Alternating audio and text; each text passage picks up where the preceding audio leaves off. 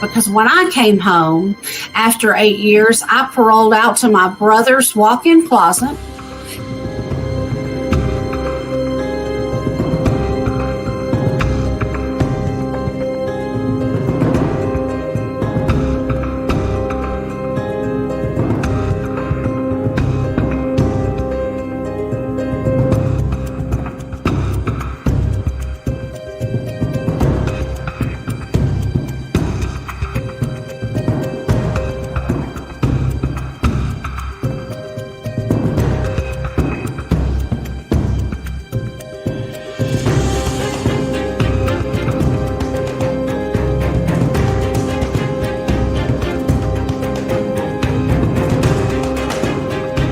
I still got 3 years of parole left.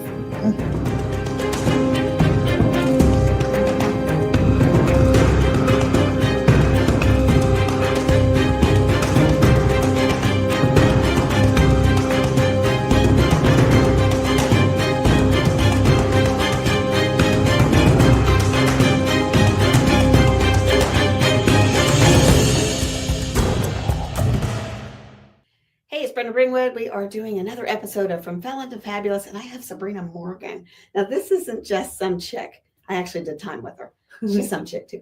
But I actually did time with her for a couple of years at the CCA in Leavenworth. So, Sabrena, we're just going to start there. Okay, we can do that. What were your charges, and how did you end up at CCA? I ended up at my charges. I was indicted in 2014. I had drug trafficking with the furtherance of a weapon. I had maintaining a drug premise and conspiracy to sell 44 kilos of methamphetamines.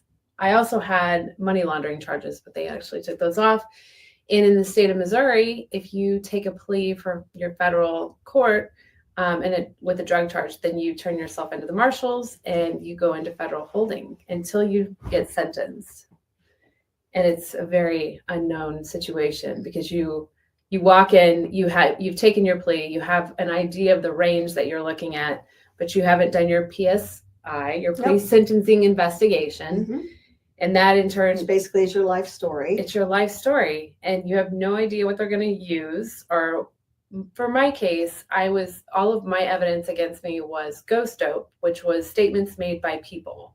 So there was no physical evidence. There was no hand-to-hand. There was no wiretap.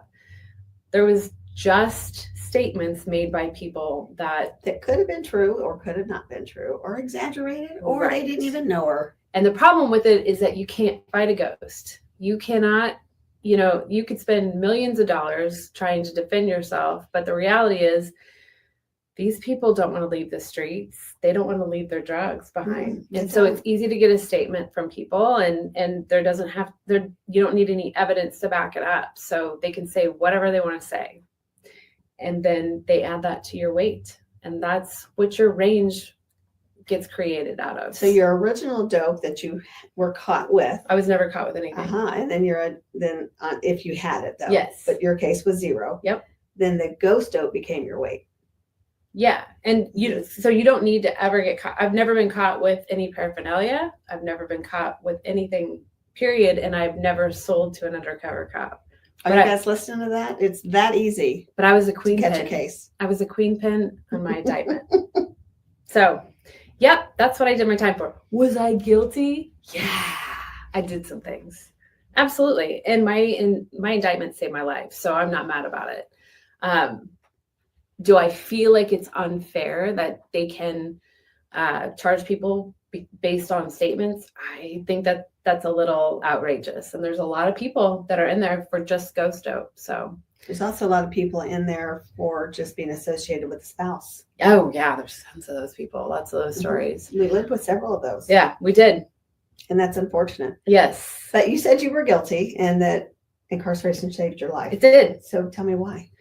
There was really no way to extract myself out of that lifestyle and just walk away from it because I tried. I tried on multiple occasions to just stop doing what I was doing. And I had people that I didn't deal with a lot of people, but the ones that I dealt with, they needed it. They needed drugs. And I understood that because drugs saved my life also. because I was in such a deep, dark depression when I was using drugs and when I was selling drugs, that if I didn't have that outlet to get high and remove myself from my terrible situation that I was in, which I was in a horrible custody battle that was going nowhere good. Anyway, but there was no way to remove myself from that. And so I used drugs to take my mind out of it. And if it wasn't for the drugs, there's been more than one occasion where I had a gun in my mouth and I was like, just going to blow my brains out. Instead, I got high. So, that's also not a good thing. However, if it wasn't for my drug use, I'm pretty sure I wouldn't be here. And if it wasn't for my indictment, I would have never gotten extracted from that lifestyle. So, and I know that you say extracted because that's exactly what they do. Yes. So Talk about that a little bit. Picked up like an alien. So I was indicted in 2014 and I was on my way home from my parents' house. I came over the hill. My whole driveway was full of federal vehicles, and there was even rangers out in my pasture. And then the county cops surrounded me and arrested me. And they put me into a nice Jeep Cherokee. It was like burgundy. And there was an agent in there that he told me that it was his last day. And he was really interesting because he was Russian and he had an accent. And so we chit-chatted for quite some time. And he's like, this is a really terrible day and you're going to go through a lot, but this can be the day that you change. Like this can be the one time. He was telling you that. Yeah. He was like, this can be you're going to go through a lot. You're going to go to prison for a while, but this doesn't have to be the end. So you can choose to change like this. Now you're out, you could be out of this lifestyle. You don't ever have to go back to it. And so, that conversation with that man, which I have never been able to find him. Nobody knows who I'm talking about. Cause I'm like, hey, I'm like, were you an angel? Like, what were you? Cause the conversation was so crazy. And I think about that guy quite a bit, honestly, but, did he speak the truth? He did. And his words really weighed heavy on me. I mean, when you're sitting in the front of a federal vehicle with handcuffs and you're watching, federal agents all over your property, like might be time for a change. And I was desperate for a change. I was so desperate from it because I tried to walk away on multiple occasions, and you can't just walk away from that lifestyle. You can't just walk away from that. You have people that are like, I need it. And I'm like, yeah, I get it. I understand. And were you in danger in that lifestyle? Oh, yeah. I mean, I was shot in the back of the head by the cops. I mean, I had a lot of very volatile relationships, which if I start going into that, it'll hijack this whole thing. So let's, but that's, when I was arrested, they let me out on pretrial. I was on pretrial for 3 years. And then I took my plea, and you take your plea not knowing what your sentence is going to be. And so as soon as I took my plea, I met with the probation officer that did the PSI, which turns in the pre-sentencing investigation, which turns into the pre-sentencing report. And which is how they base your sentencing. Correct. And the first one that I got back, I will never forget it because we were in CCA and we were locked down a lot, which I enjoyed. I like to be, I was like, I enjoyed the lockdown time. You didn't like people. I didn't. I was so happy. They're like, lockdown. I'm like, oh, darn the luck. But the one day that they gave me that, my PSR, I remember calling my lawyer and I was like, I want that PSR. And he's like, no, you don't. No, you don't want it. I'm like, no, I do. Everybody else is getting theirs. And so anyway, I got it and they locked me down. Kind of a wake up call. Oh, I was already woke up. But they put me in the cell. I'm by myself and I'm looking through it. I'm like, I'm yelling through the wall. I'm like, where do I find my sentence? Like, where is it at? And people are like, oh, it's a number. Keep flipping through it. You're going to get to a number. And I'm flipping through. I'm looking for numbers. Well, I didn't find it because mine said life. And so you walk into federal holding, not knowing, you take a plea, think you have an idea, and then you get that first report back. Well, the reality is that there was people that tried to extort money and, were like, they didn't know who I was. And there was actually a lot of people that they took statements from that didn't know who I was. I didn't go out that much. I'm not real into people. just not. So it wasn't like I was out hanging out with people.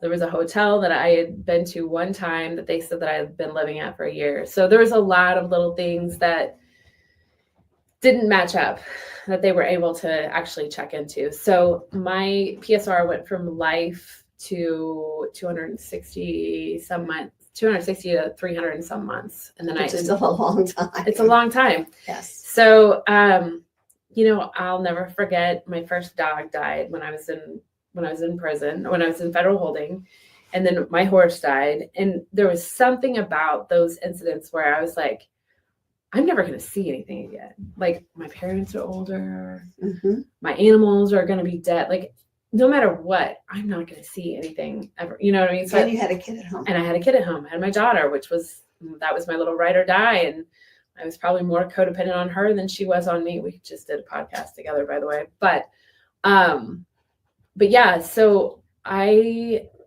kind of just let go when I was in federal holding. You had hope that you were going to be out. You know, you held on to your hope. I didn't have that at all. I was just like, I was going to walk out of there, and I did. Yeah. And I was like, well, I'm going to go. I'll see you later because I'll be gone for a while. And I was just 4 years, but 3 years in Pekin. What was that like? It was so fun. Why did I know you were going to say that? So let's talk about Con Air first before we what a treat. No, I'm just kidding. But you know, the thing is like, I was just going, like, I was like, just sold myself. It's like, this is an experience and not everybody's going to have, just take it all in. You know what I mean? And so when they came to get me and they're like, hey, you're going on the next flight. And I was like, oh, can I just do my time here? And they were like, no, you can't. You want to go to prison? And I was like, nah, I'm cool. I was fine at CCA. I was like, no, I'm fine. You had more, probably, I don't know, because I wasn't where you were at, but they say you have more freedom in prison than you did at CCA. Way more freedom. And so when I got on Con Air, and that was interesting because so you go into federal holding and you wear whatever outfit you wear to court. So if you're going to prison, dress comfortably and wear something that might expand or contract easily. Because after you've been in federal holding for like a year, you might lose weight or gain it. So when there was like 10 of us that were getting changed out to go on Con Air, and we're all down in like, I don't know where the hell we were, but they gave us our clothes back. Like whatever clothes we wore in there, they gave those back. And I had worn a dress in there. Well, I lost 60 pounds when I was in federal holding. And so I put this dress on and it's like a bag. It was so big. And I'm like, I bet it was comfortable. It was super comfortable. But they're looking at me and they're like, I don't know if this is going to work on Con Air. And I'm like, I don't understand. Like, what do you mean? Like, did they give you paper clothes? Oh, hang on. It gets better. Paper clothes ain't shit. I'm sorry. So they're like, no, I think that'll be okay. Well, it was like sleeves were like right here only because it was like falling off of me because it was sleeveless. I don't know why I wore that to court. Anyway.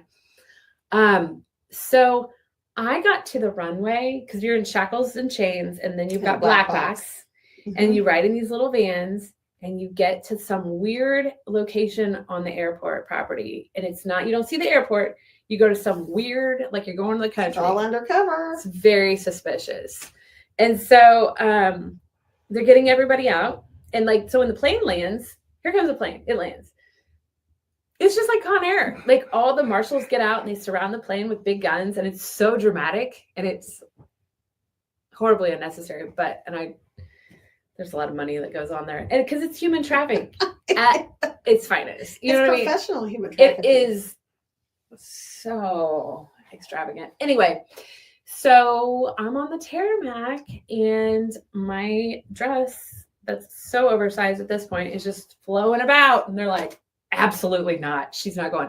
So the marshals find me this pair of pants. It's like, I don't know. They're like extra, extra, extra large. They put those. So they have to take me back to the van and they have to unshackle me and everything. And they put these pants on me and they're like zip tying me into this thing. So I've got zip ties, these giant pants. My dress is now over the pants. I get back on the tarmac and they're like, absolutely not. So then they put another shirt on top of me. So this is my outfit. And I'm like, what are we doing here? And so anyway, then you have to shuffle along and your shackles and chains, and you get to the plane, and then you got to go up the stairs, and the women sit in the front and the men sit in the back, which We're walking past you. yeah, I mean, I was sitting in the front, and they've got a bunch of marshals and stuff, but like if you have to go to the bathroom, which I always have to go to the bathroom on an airplane, and Conair is not different. I had the bladder of a child, and I tried, like I didn't eat it or drink anything that morning, but I still had to pee when I got on that thing. Anyway, if you have to pee on there, you have to shuffle back through all the men, and then the marshals have to help you. And I was zip tied. So then they had to cut the zip tie, give me more zip tie. I mean, it was a whole thing. But they did it. Yeah. And so also they give you these little box lunches, which I was like, we flew the first day on Conair, we flew all day. You go all over the country. And not all, like, it's basically like a regional type thing. But we went from like Texas all the way up to Illinois. I don't know where all we went, to be honest with you. We stopped a lot of places. There was a lot of places I could recognize, but the others I was just like, oh well. But you watch people on the runway, and so there's a lot of counties that bring their people. They've got all the shackles and chains laid out there, and then they get people all shackled and chained up, put them on the airplane. Every time the marshals come out and do their little dance. And every time, you know, everybody, but the hundreds of people that we picked up and dropped off around the country was unbelievable. I don't know what time we landed, but we landed in Oklahoma at the transfer center because I had to go there before I went to prison. And so it's Oklahoma City. So the plane flies in to a ramp that goes into Oklahoma City, where the transfer center is. So you shackle and chain your way up. If you have to do this ever, wear socks, even if they're ugly. You wear them socks because it's bad. But those chains will rub your ankles. They're horrible. So you go like your cattle, basically. You just go up this runway, and then they put you up on these boxes. Like you have to jump up on these boxes for them to take your shackles off, which I'm like, this feels like it's unnecessary. You can't bend down and just take the damn things off, whatever. And I'll never forget, this one guy was like, I come walking in there, and he's like, you're so country. I'm like, no shit. I don't even understand. I was like, country? What is that statement for? Like, what? So anyway, so, and the transfer center is interesting because they put you in a cell, make sure you're nice and cold before they take you out. And then they strip you down, do all that thing. And then they give you outfits, which mine was really comfortable. I was like, these are great clothes. They fit nice. But then you find out where you're going. That is where you find out where your designation is. And so you get done with all this and you walk out, and there's this little guy, and he's like, you give him your number, and he's like, you're going to Pekin, Illinois satellite camp.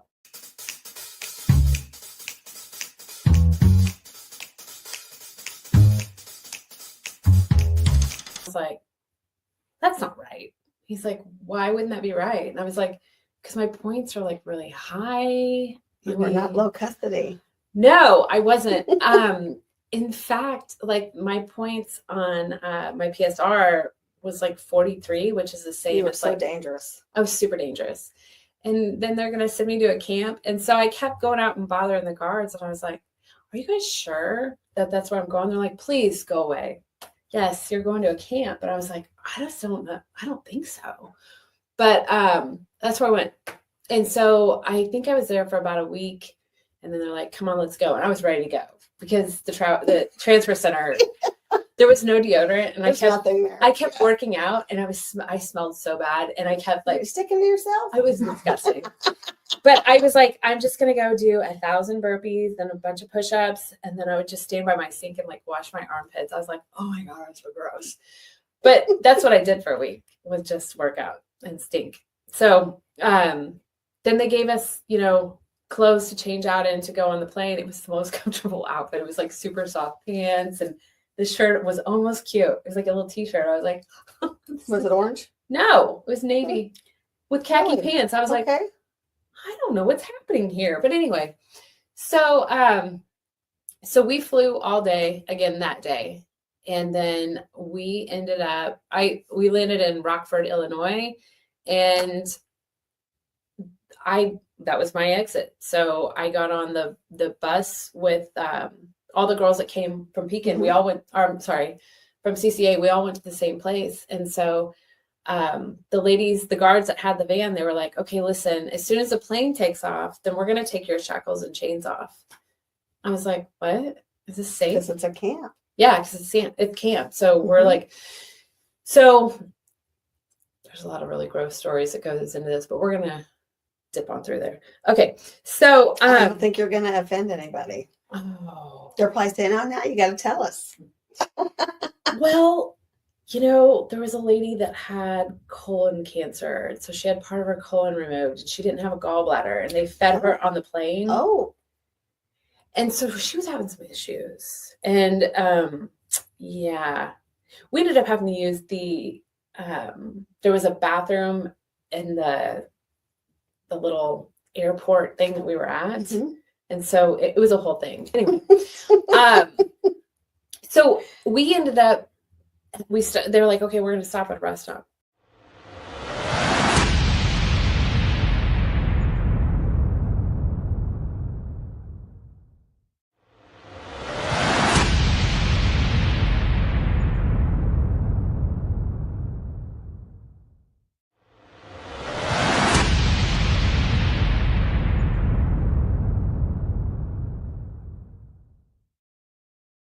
So anyway, so they're like, we're going to stop at a rest stop. And we're like, okay. And they're like, go. I was like, in there, in the bathroom? With no chains. I was like, I don't fucking around. I'm like, is this safe? I don't know if this is a good idea. Well, you know, in federal holding, you don't have hair color. And you don't, you know. And I'd lost 60 pounds. Mm-hmm. So I walk into this gas station. And we don't even really have mirrors. Right. So I hadn't seen myself for over a year. We have carnival mirrors. Yes. So I hadn't seen myself and I've lost this weight and I now have gray hair because I have very gray hair. It was like, probably the hair. Anyway, I walk in and there's like a full length mirror. It's not a gas station. It's a rest stop. But anyway, it was public. We walk in and I'm looking in the mirror and I'm like, what's behind me? And I'm like, who's that? Like what? It was one of the most surreal. I've written about it, but it's like, it was such a surreal moment that you go one full year without seeing yourself and you go through all these changes. And yes, here I am going to prison, but at the same time, you know, I'm no longer an addict. I'm now years clean because of all this. And I'm like, I am a bad motherfucker. I've made it through all of this stuff. I made it through sentencing. I made it through all of this. Like I'm still standing. Without breakdowns. Yeah. Without fighting. Yeah. Without doing the drugs that were in there. Yeah. No. All of that because they're there. Yeah. And so I'm like, okay, that's okay. You know, I'm going back to, I mean, yeah, this is a crazy situation, but I wouldn't be this far had it not be for this situation. And so anyway, do the rest stop, get back in the van, and we're going along. And, you know, I'm asking a lot of questions about the gym and all this stuff. And they're like, yeah, it's not what you think it is. Because, the guards at the transfer center, they got on the websites and stuff for me. I was like, tell me what's there. You know, like, what is out there? And they're like, oh, it looks like there's a horticulture. There's a really nice gym. There's all this stuff. And the ladies are like, no, there's not. I was like, is there a gym? There's a big gym, but there's nothing there. The men had taken all this stuff because it had been a men's prison up until January. And then when the men left, they took all the men's stuff, all the weights and stuff over to the FCI. So I get to peek in and, you know, some of the gals that are with me, they're just freaking out. And I was like, it's going to be fine. Don't worry about it. And by the time we got there, it was like 9. Like they didn't cut us loose till after count. And like I walked in and there's like a prayer group going on. So, you know, a lot of us got split up. There was 2 units there, Kansas and Nebraska. And so I was in Kansas and I walk in and all these ladies are praying. And there was people there that I knew from like, I can't remember anybody's name. It'll come to me. Cut this part out, whatever you do. Okay, great. We're going to cut. Don't remember names, and if somebody sees this, I'm going to hurt somebody's feelings. Anyway, but I walk in, there's a lot of people praying, and I'm like, okay, this is a good sign. And so they show me to my bunk, which is down at the very end. I'm on the top bunk, and I'm like, by the way, I'm a sleepwalker. Yeah, we might not want to. So anyway, I'm like giving On the top bunk. on the top bunk. But Tamika Grandison was my bunkie, and she was amazing. And I remember getting there, and she's like, "Okay, you probably want a good shower." Like, all these girls lined up and gave me every single thing I could possibly want. I had a sweatsuit, I had a workout outfit, I had shoes. You always had a shoe thing. I did have a shoe thing. But okay, so let's go back. Because in federal holding, you can't really, there wasn't shoes to buy for a long time. There was, at one point, Crocs. Yeah, you could get Crocs. So you had to buy shoes off people's feet. And I was a pro. With a bag of chips. I or had a phone card. I had 8 pairs of shoes that I But she was not allowed to have. No, because I had to put them in other people's rooms because I wasn't supposed to have them all. And when I left, I blessed the rest with my shoes that were super glued. We talk about that anyway. So I get to Pekin. Everybody lines up. I have all the toiletries they could possibly have, and then my bunkie hands me a pair of shoes that are my size, and it was amazing. And I was like, "This is the greatest day of my life." It was awesome. But went and had my shower. Everything was great. I slept really well, even though I was concerned, because I told her, I was like, "Listen, I sleepwalk. I do some strange things. I talk a lot. Like I'm busy when I'm sleeping." Mm-hmm. She's like, "We're going to get you moved. You're fine." But I really didn't want to leave her. I was like, "You're really cool. Like, I love you." I wrote about her. Okay. I'll have to send that to you. Anyway, so the next morning, all of us that just got there, we got together and we had breakfast together. And everybody did not have the same situation that I had. Oh. The ones that went to the other unit, they were bullied. They didn't even have deodorant. I'm like, "Come with me. I have everything. Let me help you."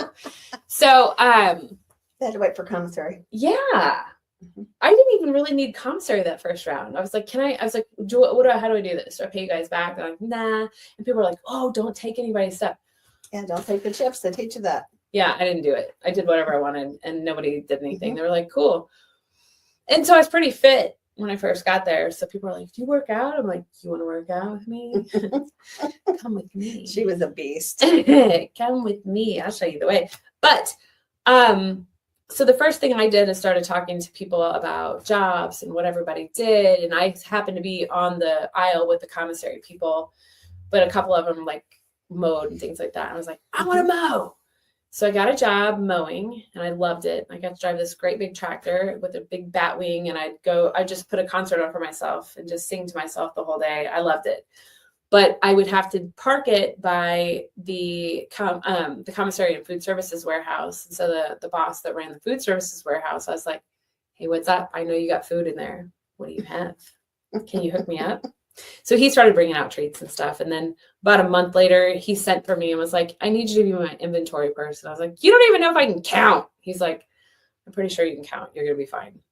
So I took over the inventory for the food service warehouse, which housed all the food for the men's FCI next door, which had, I think, about 1,200 people. And then the women's could hold up to 300. I think we were like 225. I don't think we ever hit 300.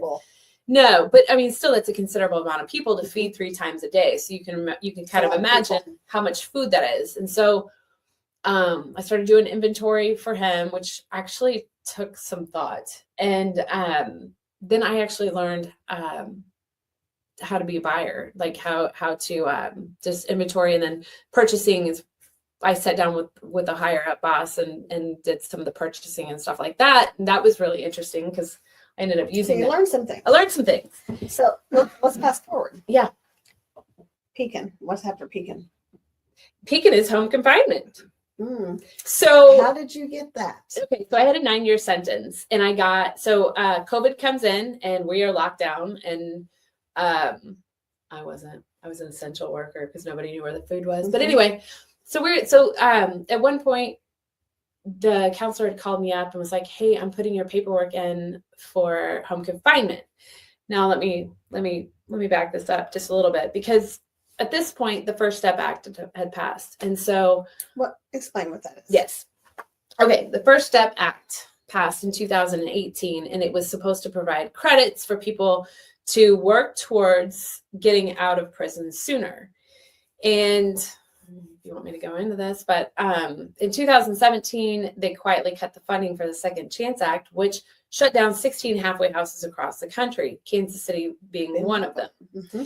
And so 2018, the First Step Act passed. Well, if it would have gone into effect and people were really getting the credits like they were supposed to back then, there would have been an even bigger crisis than there is right now. But of course, none of that stuff went into effect, and it took a long time to actually get that up and moving. But when it passed and you started finding out what the criteria was to get these credits and who qualified, I was not one of them because I have gun charges. I have drug trafficking with a brother and a weapon. So surprising that you went to a camp. I'm a big bad criminal. So I have this really ugly charge, and gun charges, you know, I couldn't do RDAP. I begged for RDAP, which is the residential drug treatment program, which I literally begged. Which gets you a year off your time. Get you a year off your time, but I'm going to take it a step further because I did every program and every class I could possibly get into because I found that I could get something out of everything that I did, even if it was dumb. Doesn't matter. I was going to put myself in every single thing to possibly learn anything that I possibly could. So I didn't qualify for First Step. And so when the counselor talked to me about putting my paperwork in for the CARES Act, I was like, yeah, I don't think this is really going to happen. So I called my dad and I was like, listen, they put my paperwork in for this CARES Act. First of all, I don't have anything wrong with me. I have no medical issues. I've never been to the doctor there. Nothing. I have no medical issues. I have gun charges. And I had all the medical issues and probably wouldn't have got approved. Right. The way it works. Yes. I fed the guards at the warehouse because I had all the food. That helps. Just saying. Anyway. Anywho, so they put my paperwork in and I just told my dad and my mom. That's it. I didn't tell anybody else. I was like, let's not get our hopes up. This is probably not going to happen because I don't get First Step. I wasn't even allowed in the RDAP program that I begged for. And I was like, you don't even need to take my year off. Just let me in there. Let me program. Let me try to learn some things. I am a drug addict. I have all these, but also I was all these years clean. I was already, clean for years. Already started. Yes. I was way clean, way sober. And then there's a part of me that was like, you are way too sober to be at this place. But so I didn't get to do RDAP, didn't get to do First Step Act. And so the idea of them putting me in for the CARES Act really seemed like it wasn't going to happen. So it was about 2 months after that, I was in the warehouse and my counselor came and got me. He said, you got to go pack your stuff. You're going to quarantine. You're going to be in quarantine for 30 days. Wow. And then you're going to leave. You're going home to home confinement. And I was like, oh, I called my parents.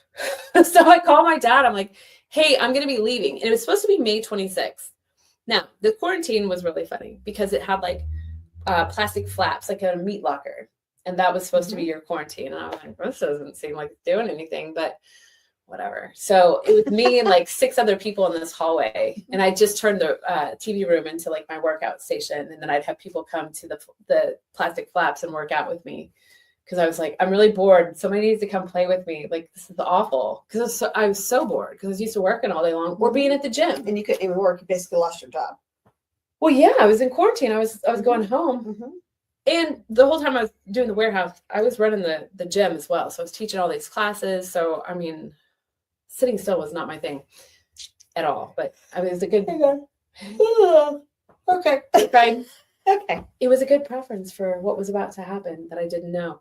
And so anyway, May 26th, I was supposed to get out. That morning, my parents had driven all the way. They'd stayed in a hotel overnight. And that morning, the administration came in. He's like, Morgan, come with me. I'm like, I'm not leaving, am I? I had given all my stuff away. I had nothing left. I mean, I gave everything out. I'm like, I'm not getting out, am I? He's like, just be calm. Let's try to work through this. And that's what I held on to the whole way. I was like, we're going to work through this. I don't know what the fuck that means. But we're going to work through it. Mm-hmm. So I get up there and my counselor's up there and I don't remember who it was. Case manager was up there and she was like, okay, there was a mix up with paperwork at the halfway house. You're going to have to be at the Topeka halfway house, which was way farther away than the Leavenworth halfway house. And I was like, that's like an hour away from my house. And he's like, you want to go home, right? And I was like, I sure do. I'll go anywhere. You just put me in there. You sign that paperwork and here we go. But he's like, I can't let you out today. So they had to transfer things. So they let me use a phone because when you're getting out, they shut your phone and email down. So they let me use a phone. I called my dad. He's at the hotel. And I'm like, they are not letting me out right now, but they are letting me out in 1 week. And we will find out this for sure. And he's like, oh, I guess it was like a test drive. You know, it was just a test run. You know, my parents are super, just the best cheerleaders on earth. And so I cried my eyes out. I've never cried so hard in my life. Like I've never I thought you were going home. That week was another year. It was awful. I have never cried so hard in my life or like been so depressed ever. Like it was the worst thing ever. Because I was like, you know, there's nothing that says they can let me out next week. There's nothing on earth, you know, like once you see that they can just, because I watched other people get their paperwork ripped away for nothing. And it could have been you. It could have been me. In fact, I was like, I prepared myself. I was like, and everybody brought my stuff back, by the way. They were shoving everything through the flaps. They're like, here you go. Nice. Yeah, they even gave me like activities to do because I was losing it so bad. But that was my worst breakdown in prison by far, hands down. Not even coming into prison. That was the worst. And so the day came and my counselor came up and he escorted me out personally. He's like, you're going to be fine. Cause I was like, and it was so funny because like, you know, all this time they're like, yeah, wear your mask. And then I walk out the door. I'm like, nobody has masks on. They're like, yeah, we don't wear those. Oh, sorry. So yeah, so it's like, you know, and my parents were there to get me and we drove from Pekin all the way to Topeka, Kansas. So it was about 6 You didn't get a day or anything. You had to go right there. No, we had to go straight to the halfway house to check in. And they didn't have ankle monitors at that time. What they did, and I didn't have a cell phone because I told my dad, I said, don't buy a cell phone. I was like, you don't know if this is really going to happen. Don't get a cell phone. Don't do nothing. And we didn't have to have a landline either. Right. Because your ankle monitor says it all. I didn't have an ankle monitor then. What we had was OSM on the phone. And so they were like, go ahead and get your phone and you'll come back and check in 2 days. And so I go home and my dad went and got me a phone. And then 2 days later, I go for my check-in. But I didn't have an ankle monitor for quite some time. Wow. You got lucky. Well, not really. Hold on. It's better. So what we had was to monitor me. It was on my phone. It was an OSM app. And so you would take a picture of yourself every time you moved, every time you went somewhere. And I was on a schedule. So everything was on an itinerary. You did not move unless it was on an itinerary. So I got a job. I got my driver's license. They were real cool about letting me get all that stuff, which is really stressful because, you know, you're having to call and you'd be like, hey, you know, nothing goes right when you're getting your driver's license for the first time in years or whatever. And so, you know, I had to go on a test drive. I had to do the drive. I had to do all that stuff. And then, you know, go get your license. You have to go one place. And then I ended up going to another place. But they were very cool about letting me do all that stuff. I mean, for the most part, you know what I mean?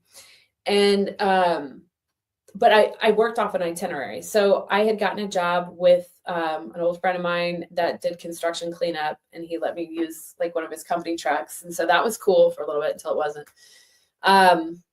But he would write down, like we'd write down the addresses that I was at for the day, and then he would sign off on them. And that was my itinerary work-wise. And so, but it was the most, home confinement was so solitary confinement. It is, because you were stuck. You're stuck. Let's see. So at first I was at my parents' house. You're fortunate you had dogs. Well, I was at my parents' house first. My dogs, I had a friend that stayed at my house and kept my house and my animals while I was in prison.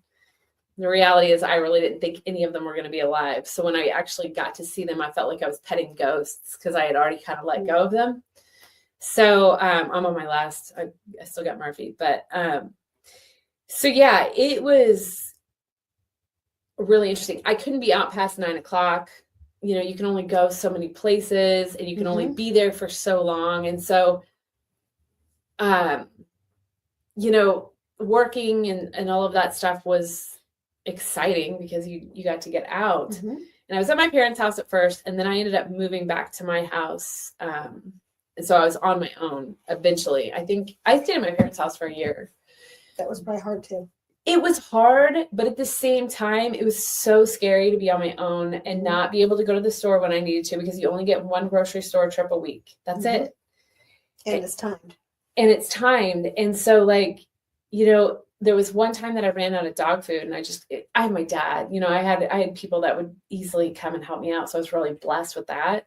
But it was really scary. I mean, I had everything down to, everything that I did was just so extra thought out, because I had to be, like, everything that I did, I didn't, there's a lot of places I could have gone that I didn't go because it was too much.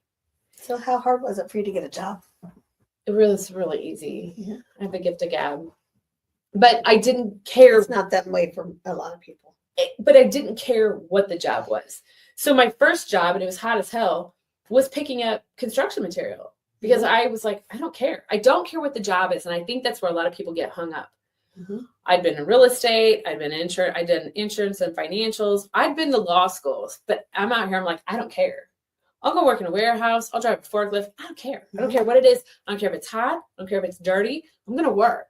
And so I did that for just a little bit. But then I got a job at a window manufacturing company, sales and manufacturing. And that job, I started off in the warehouse. I was at peace because I was like in warehouse, because I was so used to being in a warehouse. And then they put me into inventory, and then I ended up becoming the purchaser for the plant. And then I got into outside sales. And so that outside sales job is what led me to my job that I have right now, which is selling barndominiums, custom homes, and buildings. And I love it.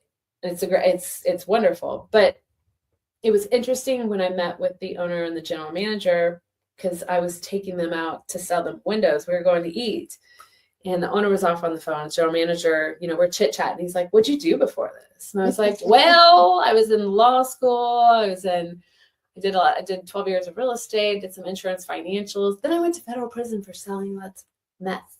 And he's like, you're perfect. I was like, for what? He's like, you want to be our sales rep? And I was like, yes, I do.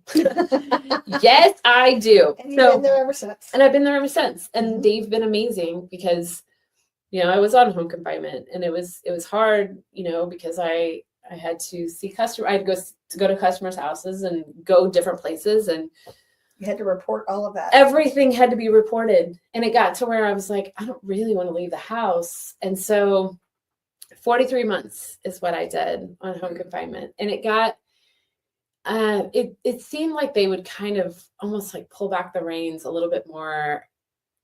Instead of it getting easier and being like a step down situation, like, oh, you've gone all this time, you haven't had a single infraction, no dirty UAs, no nothing, then you should have a little bit more freedom. But because I got out during COVID, they had, you know, at first I'm only going out there twice a month for UAs and check-ins. And then it got to where it was 4 times a month, you know, and then it was every single week. You didn't take a week off, even if there's 5, right. You know what I mean? And so it just got to where it was like, let me tell you about the ankle monitor. So I was on OSM until September of 21. So from June 1st to September of 21, I was on this OSM. So I didn't have an ankle monitor. I'm at the gym. I don't have anything. There's no indication that I'm a criminal. And then they called me and they're like, hey, the BOP insists that anybody that's out on the CARES Act has to wear an ankle monitor, which is insane to me, because that ankle monitor is a scarlet letter. And even if somebody can't see it, it's there. More than a scarlet letter. It's more than a scarlet letter. Like it's everything. It's the most disgusting part of my whole journey was that ankle monitor. I hated that. So you made light of it, right? Oh yeah. And then I just started talking shit on it, because that's what makes me feel good. But yeah, so at that moment, I mean, I gained a whole bunch of weight. I went in a really bad depression. Like that ankle monitor took me down for a while. Wow. It was my nemesis. And I don't know why, you know, it was walking into the gym. Oh, I know what it is. I know exactly what it is that I took pride in myself not ever having any kind of problems on pretrial. I've never been written up in prison. I've never had any problems with anything. And so I went from getting out of prison, I had all this time out, to now I've got an ankle monitor. So the whole world looks at me as somebody that messed up. And I hated that. Like it took ate my soul alive. It was awful. And that's what bothered me. You were being judged. Now I was judged. I couldn't fly under the radar. And it was shortly after that I started doing TikToks. I'm like, I can't hide. And I don't want to hide. And now how many followers do you have? 114,000. And how long ago was that you started? It was like September, October of 21. Mhm. But I didn't do a lot of it. I just kind of started getting my feet wet. I was still writing, but I wasn't. There's something about making videos of yourself, just telling your story, where you're like, this is so unnatural. But You get used to it. you get used to it. And guess what? I like who I am. And if it wasn't And for you this should like entire who you are. journey, I would not be this person. And I wouldn't trade it for the world. I hate that, I embarrassed my family. I hate everything that my daughter went through. Hate all of that. But You wouldn't have changed had that not happened. I would have never changed. That's what I tell people. I don't ever want to go back, but I'm really glad I went. Yeah. And that they look at me like, what do you mean? Because I wouldn't be doing what I'm doing now. Yeah. Mhm. And it's a level of empathy that I did not have before. I was such an asshole before. Even more than now. I'm still an asshole.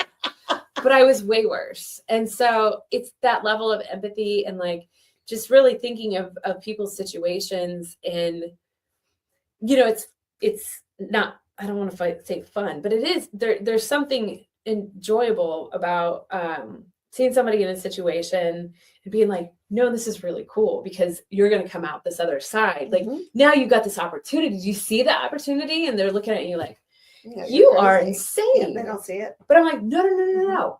This is cool. Like, yeah, you're going to go through some stuff, but that's how you get I out. had a guard tell me this is temporary, and I could not fathom the temporariness of this while I was in. Yeah. And then when I got out, I'm trying to rebuild relationships with my family. And I'm thinking I'm always going to have to play makeup. I got to make up for this. I got to make up for that. I got to apologize for this. I got to apologize for that. And finally, the light bulb just came on, and I said, no more. No. Nope, I'm just going to be me. You can accept me for who I am or not. Yes. And so my first trip out on home confinement, my case manager was like, get out and go do something. Why don't you go somewhere? So my cousin, who's in Homeland Security, her husband was retiring. And she was like, come to his retirement party. And I was like, what? A party with people. A party with people from Homeland Security. Yeah. And there's really important people there. It wasn't just like, normal people land. It was like not normal people land. And so she insisted that I go. And the whole way there, I wanted to turn around. I was like, this is not for me. Like, this is not something you weren't good enough. You felt that you weren't part of this. Well, and it was really probably a big turning point in the trajectory of how I am right now is that everybody was cool to me. And they just wanted to know stories. See, that's what I had to realize, that not everybody was against me. Not everybody thought I was this horrible person. Experience is a commodity, baby. That's right. And I'm going to tell you right now that no matter what the experience, no matter how bad it is, it's a commodity. And it can, if you use it correctly, you can propel yourself into really great things. And so we just had a whole conversation about that the other day. Yeah. About what experience can do. Yeah. Experience is amazing. Yes. And if you treat it correctly and respect it and not just, don't be the victim, whatever you do. It's a commodity because it is. Did you hear that? Experience is a commodity. It is. And so, not everybody had the full tour with the feds, and not everybody, had to navigate those waters and get through this portion of it and then get a presidential, two things that never happened, CARES Act and then a clemency. I've been extremely blessed. So I try to use my story to bless others. So give them some advice coming out. What should their mindset be like? And then give them some advice 3 years down the road. I think you can. Let's see, this is hard. It's hard because, everybody's got different situations, but I think it's how you treat yourself in your own head. That's important. And you need to understand that what you've been through, you survived it. Like, you're a survivor. You're not I don't know what happened before. I don't know what got you in your situation, but leave that victim mentality alone. Leave it behind. That's in the past, because you survived what you went through and you survived whatever you're getting out of. And so you take it step by step and day by day. And anybody that you encounter, just know that they are no better than you are. And no matter who they are. No matter who they are. And when you're going for jobs, don't be afraid to be like, yeah, I was in prison. You know, this is what I did. Because I've not had anybody shrink back and be like, oh no. I've literally tried to run people away by telling I'm like, you don't want to hang out with me. And they're like, no, I do. I want to hear all your stories. I'm like, no, you don't. I think a lot of people really want to hear what you have to say, because that's not something that you sign up for. It's not something that everybody knows about. So don't be afraid of that, because again, that experience is something that other people don't have, and you can use that. But I do encourage you to understand, like my brother did with me with my blogs. I didn't understand my story. I wasn't able to speak well about it until I wrote about it, and I sorted out everything, and I found the positives by writing those blogs, because I tried to come up with, positive things that, I stayed positive and tried to help people with loved ones that were in prison from somebody that was in prison. And when you take that perspective and you take that angle and you approach people in society as, hey, you know what? I have something to offer because I have been through an experience that you have never been through, and most people have not been through. And if they have been through, did they survive it? Because I did. So let me, there's that. So Well, they're standing there, so they survived it too. Yeah. And that's what you have to realize. So 3 years later, people still struggling. What advice? You got to reel it in. If you're still struggling, you're still doing some of the wrong stuff. And so I think you have to get up every single day. That was good. You have to get up every single day, and you have to still doing the wrong stuff. Still doing the wrong stuff, whether it actually be that you're making the moves and doing the wrong things, but you have to get up every morning and set your intentions. Just your thoughts. Yes. You get up every morning and you set your intentions when you're brushing your teeth or whatever it is that you do first thing in the morning. You have to set your intentions, and they have to be along the trajectory of where you're going to go. And you have to do this every day. And sometimes throughout the day, you might have to reel that back in. It's not always going to just happen on the first shot. When I was in prison, I was super hyper focused on habits and what my habits were. I was a creep. I watched other people's habits. I studied people. I asked them about what they did and why they did it, because I wanted to know. Like, I got up, I worked, I went to the gym. And then I wrote. Like, those were my things, and I didn't vary from outside of that. And so I encourage you to find a schedule that works for you, that is helping you to set those intentions and create a trajectory that's going to be a positive and powerful impact on not just you, but society as well, and something that you can better yourself with also.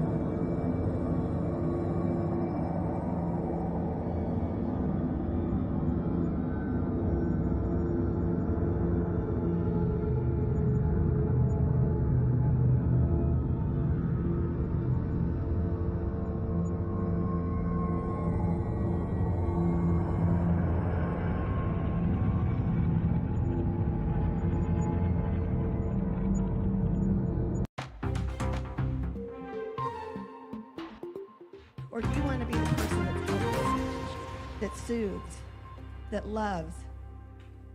Because you can still stand tall and be as big as you want to be when you are this person.